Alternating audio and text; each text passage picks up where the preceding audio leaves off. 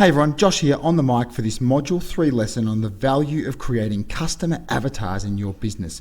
You may also hear them referred to as buyer personas. So here's what we're going to cover in this lesson. We're going to take a look at what a customer avatar is, how creating one can actually transform your business as you know it, where you're going to get all the data that you need to create them, and what you actually do with the data once you've got it to turn it into a customer avatar. Okay, so what is a customer avatar? Well, let me tell you a little bit about my early years as a day two operator. I believe I talked about this in an earlier lesson. I've talked about my early times, those first couple of years, about the challenges, about the wrong turns, about those roadblocks that I came across, and about how close I came to throwing in the towel after a couple of years. Anyway, one of the major reasons behind our lack of success in our early years was the fact that we just had no idea who our customer was, who our tours appealed to, who they resonated with. We had no intimate data or knowledge about our customer.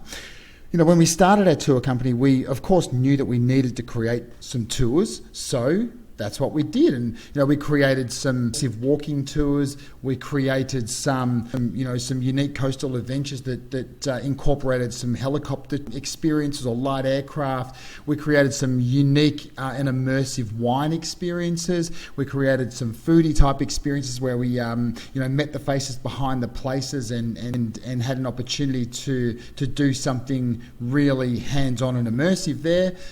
And some really quality wildlife experiences. So why did we create these types of tours? How did we come to create these types of tours? Well, I guess because we thought they were awesome, because we thought they showcased everything that was great about our city of Melbourne and our state of Victoria.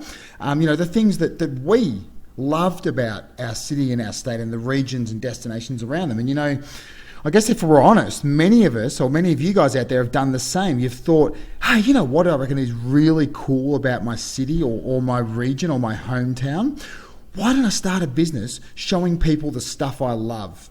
Although, to be honest, however, one thing we luckily had the foresight to do when we started our business was to take a close look at the types of destinations and the types of experiences that our regional tourism associations, our state tourism organisation and Tourism Australia were promoting and advertising. We kind of used these to get some direction and to help shape the types of tours that we created. But anyway, if someone had said after a year in business to me, so who's your customer? Tell me about them. Tell me about your target market or your target markets. I would have said, I guess Americans, that's where most of our bookings seem to be coming from. That would have been about the depth of my knowledge and the depth of understanding of my customer. And I came to learn that was nowhere near enough. Anyway, when I decided that I needed help after my first 2 pretty mediocre and exhausting years in business, I booked a session with a business coach that had been recommended highly to me. And that was life-changing. That very first session gave me the biggest reality check of my life. And I realized I had no idea about pretty much anything. And amongst many things in that session I learnt was the need to understand who my customer was intimately, not just, the demographics, where they're from, what age, all these kind of things, but intimate things about their beliefs, their needs, their wants, their lifestyle, their hobbies, interests, the pains and, the solutions that they were looking for and the challenges that they were finding when booking or planning their trips. One of the things that my business coach told me in that session on that first day, look, it could have been the first couple of sessions, I'm not 100% sure, but I've never forgotten it, and that was that you shouldn't just accept who it is that you find. You have to make a decision on who it is that you want to attract. He told me in that first session that it was massively important to clearly identify your ideal buyer, your ideal customer, so you can find out what motivates them to take action and to choose you. Because the reality is that we now live in a world where people often bypass salespeople and conduct their own online research to make these buying decisions, to plan their trips, their tours, their activities, their experiences. Therefore, it's up to you to work out how you're going to deliver the perfect experience, the perfect tour or activity that's going to deliver the pleasure they seek and solve the problems, that they have and meet their needs. So a customer avatar uses real-life data about your leads and about your customers to enable you to do this, to find out what motivates them to take action and to choose you. So how will creating customer avatars transform my business? Well, I can promise you that it'll transform your business. And if you haven't done this before, and if you've been basing a lot of your key decisions on assumptions for far too long, as I did, then doing this really is going to transform your business. And if you're saying, Josh, is this really necessary? It looks like a fairly time-consuming process, and I reckon I know who my ideal customer is and, pretty much everything I need to know about them, then I say to you, trust me, do it. By really taking the time to understand your ideal prospects and your existing customers, you'll be better able to capture their attention. You'll be better able to keep them engaged and ensure that your tours or activities are a raging success, that's creating an army of raving fans with the healthy profits to match. A customer avatar goes way, way beyond just marketing and sales. When you develop a deeper understanding of who your customers are, you learn about the burning problems that they have, what their pain points are, what their desires are, and how you can satisfy them. That means you can create experiences based specifically in minute detail on your avatar's requirements. Your customer service will improve as a result as your team learns how to adapt to the needs of specific customers. And this understanding of exactly how to meet the needs of your leads and customers at every touch point will permeate through your entire business. You'll know how your customer wants things to look, how they want things to sound, to be presented to them, the way they want to be wowed, and the way they want to be treated.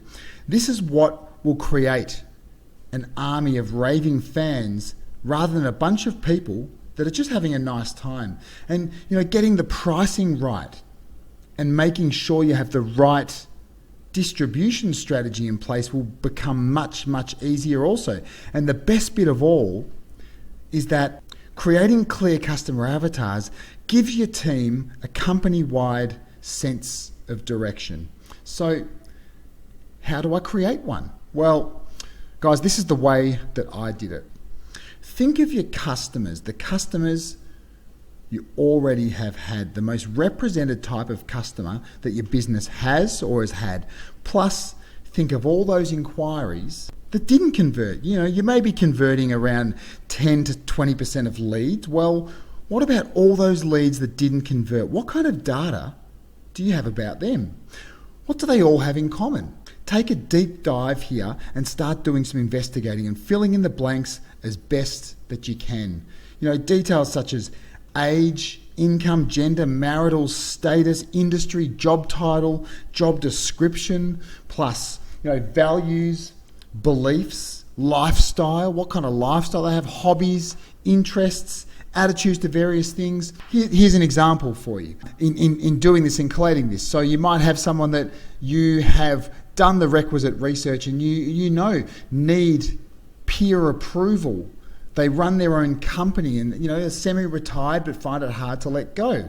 Highly competitive and want to be unique. They want to look good in clothing. They're from a higher income bracket. They might view experiences as equally important as material things. So these are the kind of things that you might find your customer so far have in common, or a vast majority of them, or a vast proportion of them have in common. Plus, you would go on to media use. Where do they get their information? What favourite websites do they have? What books or news outlets or other programming do they find interesting, useful, and do they turn to for information? What about their goals, challenges, and pain points? What's their primary goal, and what keeps them up at night? Finally, if you have more than one ideal customer, if you find that going through the research phase, you are grouping this data into very, very distinct, very different groups, and you find that you have more than one ideal customer, you'll need to repeat the exercise to create multiple customer avatars. So where am I going to get this information to create my avatars? This is what people most seem to struggle with when creating their buyer persona or their customer avatar. Where do I actually turn to find all this information, this intimate information about my buyer, about my customer? It feels overwhelming and time consuming and, too hard to do, frankly. I mean, that's the way I looked at it when I started this process. But you know what? You'll be surprised by how easy it is and how easy it can be to collate this type of data via customer surveys and other methods to create targeted client or customer groupings. While you may have a good idea already about your ideal customer, what they look like, your assumptions are just a starting point, quite frankly. There are several ways to conduct your research depending on whether or not you have existing customers. This kind of data is most likely readily available to you right now, or you can very easily capture it in a number of ways. Assuming that you have existing customers and an established business, a business with email and a website, which most of you have, you can use these resources and this data very, very effectively. So here's a number of ways I recommend collating data about your customers and leads to start creating your customer avatars. So you can interview both past customers and customers that have booked upcoming tours. You can interview leads that didn't convert, that you feel fit your ideal customer. I recommend that you be really transparent here, explain why and what you're trying to achieve. Like, I'm quite simply trying to make my business a better business, and if I could have a couple of minutes of your time to answer a few questions in order to help me create my customer avatar, I think that you're going to find that many people are quite willing to help, quite eager to help. So I recommend that you aim for at least 20 interviews in this phase. You can head over to social media platforms and do a bit of stalking on LinkedIn or Facebook or Instagram and look your leads and your customers up. You can ask your operations or your reservations team member, if you have them, what they know about the people who purchase your products or services. As those buyers are your proven customers. Specifically, question your colleagues about the most common queries they get, objections they hear, and how they respond to customer concerns. Sift through your reviews and record what it is that people like, love and dislike about your company and about your company's tours or activities. What can you be doing better? Look at your website analytics, look at your Google analytics and look at your social media platform analytics. What are people looking at and where are they coming from? If you have them, also take a good look at your email analytics. What kind of communication or offers worked really well, and which ones tanked? If you use Facebook advertising, if you haven't in the past, you may also have installed a custom audience pixel on your site. And if you don't, it's a great way to gather information about the people that visit your website, which will include, of course, prospects as well as customers. So if you're not familiar with it, then look it up. Custom audience pixel. Use Google's search console to get insight into the questions and the challenges and problems your audience wants to solve. It tells you what keywords and what phrases people searched for that brought them to a particular page or a post on your website. And finally, look at your direct competitors' social media pages for insights on who is taking their tours. Note people who review, people who comment, people who engage the most, and then go and check out their social media profiles, their social media presence for more information about the activities they enjoy, the education that they have, their marital status, and all those other categories we talked about earlier. So look at your competitors, look at the people that are engaging with them on social media, and then go and have a look at those people. You're gonna find some really, really fascinating data, I assure you. Okay, so now I've collected all this data. What do I do with it? So what you need to do now is group together all the common information you've collated and create a single representation of your ideal customer with as much specific details as you can. Now, you may find that you're creating more than one, as I mentioned earlier, more than one customer avatar, as you've been able to group information into more than one ideal client, very distinct but ideal client for your tours or activities.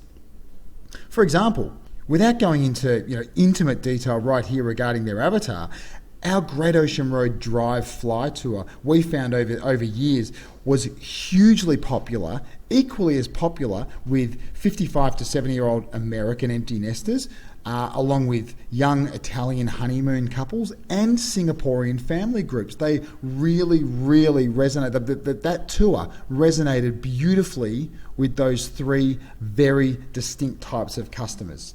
So this single representation of your ideal customer is what you can call your customer avatar.